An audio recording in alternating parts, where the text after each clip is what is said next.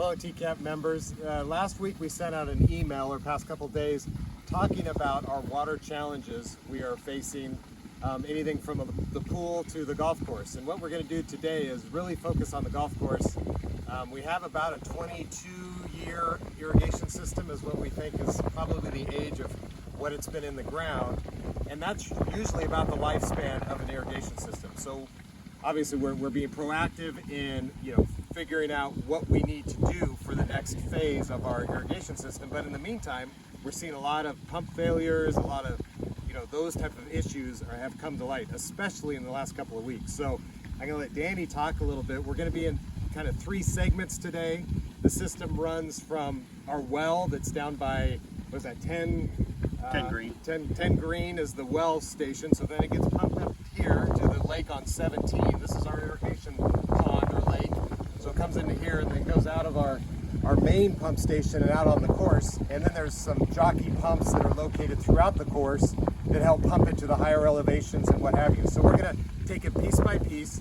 But first we're going to talk about this and what we're seeing our lower flow that's coming into this lake. So Danny, talk about this a little bit if you would. Yeah, thanks Kurt. Yeah, if you can see behind us right here, you can see that basically this is a 6-8 inch pipe coming out right here. Our well pumps the water up the hill here into our irrigation lake, as Kurt said. We have been tracking our flow from our well over the past about month and a half, because I've noticed some changes in what we're putting into our lake. Everybody's noticed our lake has dropped. That was kind of the first sign.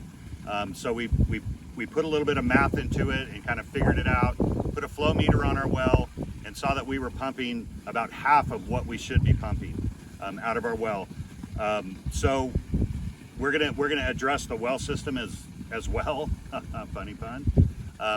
But as you can see, barely any water coming out of here. So I'm gonna guess about 190 gallons per minute, which isn't very much.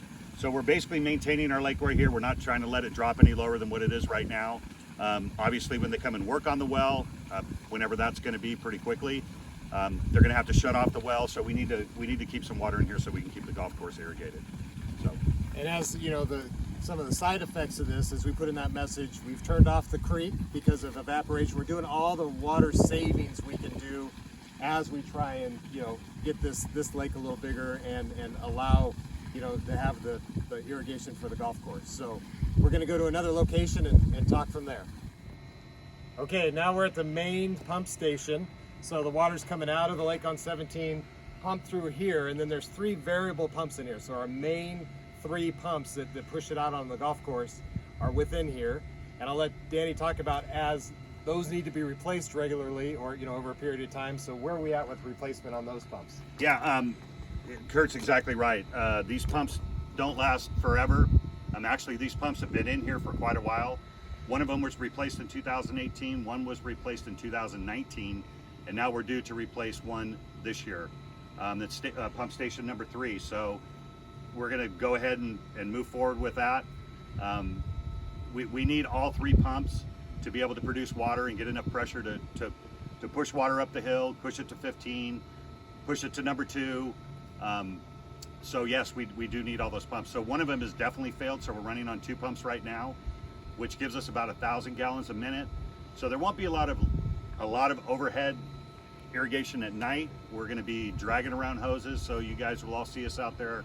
I'm sure you've seen us out there over the past 2 or 3 weeks, and this will continue on until we can get this other pump replaced. So yeah, that's where we're at on that. Okay. Now to a pump station, the small one.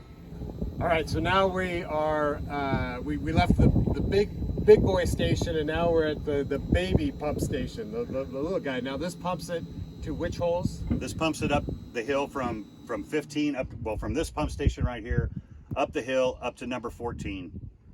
And that's where this pumps it. So this pump station needs to be here to be able to push the water that's coming from the main pump station that we just left.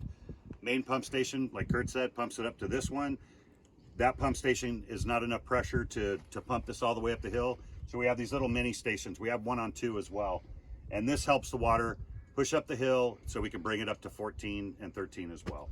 So and now this one has been down. There's two motors in here. This one's been down for about a week, resulting in only hand watering availability. No overhead has been on for at least a week. Is that Yes, correct? that is correct. Okay. Yeah, we've pretty much been basically hand watering those holes, and this system, from installing the pumps as well, we have to shut down the water as well. So we're not sitting there every minute of the day over there watering 12, 13, 14. These have been down today. I think it was down for about 4 hours, so we lose time with that. So now we've got one pump in. We're getting the other one. We need an impeller for the second pump, and they'll come back and install that when they send me an email and say the impeller's ready. So then they'll install the second pump, and then we'll be at 100% capacity as far as this station goes. Got it. Okay. So and no, the hand watering is the only thing we have up in those areas. So we'll go see one of our hand watering guys right now.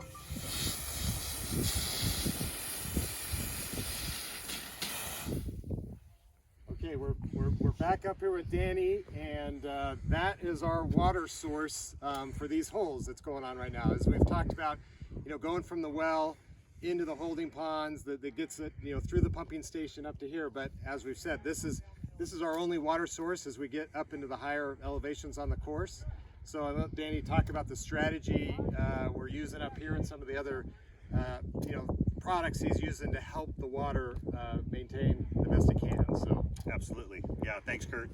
Yeah, as Kurt said, this is basically our water source for right now until we get our other pump hooked up. So obviously we have this hole, most of you have seen it, a lot of isolated dry spots on this fairway. So basically we have quick couplers on every other lateral that we can plug into and hand water these areas.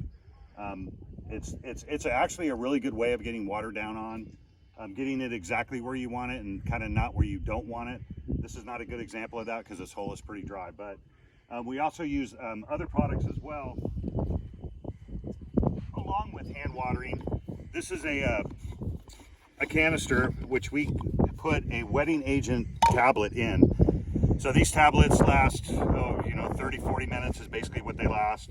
These go on the first part of the quick coupler right there, and basically what this is it's basically soap is what it does. So what it does when we use this, it goes out, if anybody sees us watering, it turns white and it just slowly soaks into the soil. It retains moisture.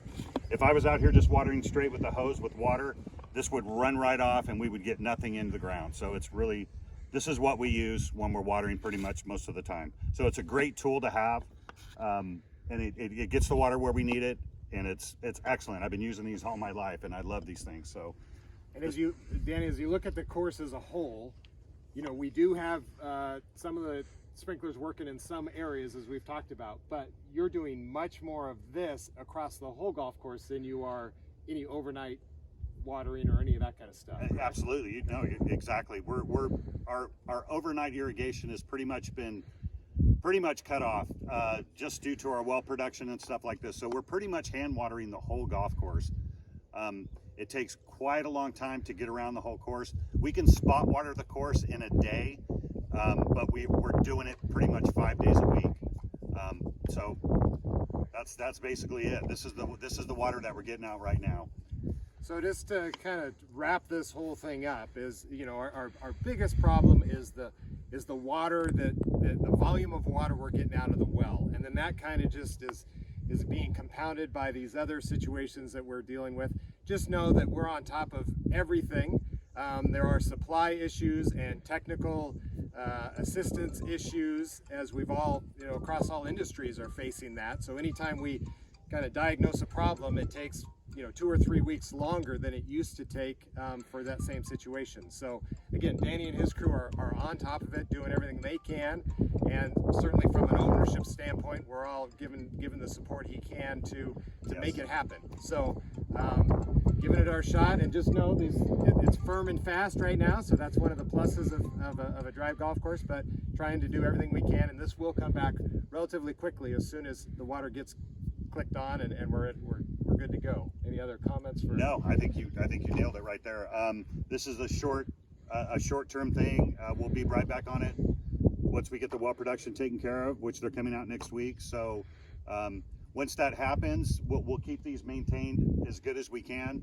Once the well production gets right back up to where we need it again, it'll be in no time. I can get this hole back in a week. It'll looking like Augusta. So it's just a matter of the water quantity right now. So Great. basically that's it. Yeah. Thank you, Danny.